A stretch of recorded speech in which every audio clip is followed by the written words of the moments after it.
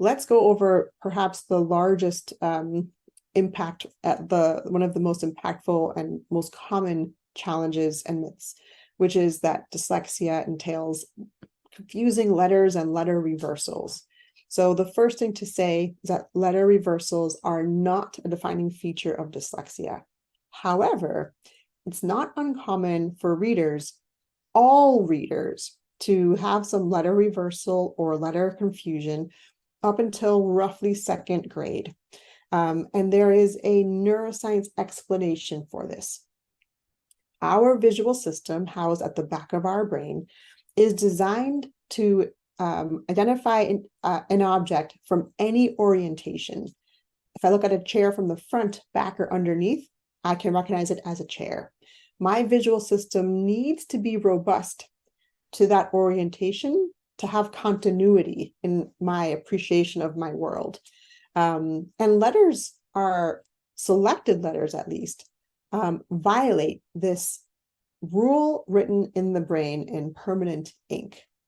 So when it comes time for individuals to learn letters and learn that the orientation is not flexible, it's not, in fact, it's rigid, it takes a lot of time to overwrite this very robust rule of how our visual system works.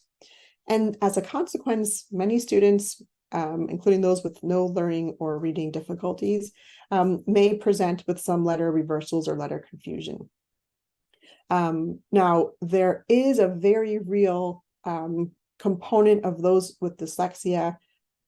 Some portion of individuals with dyslexia may actually have orthographic challenges.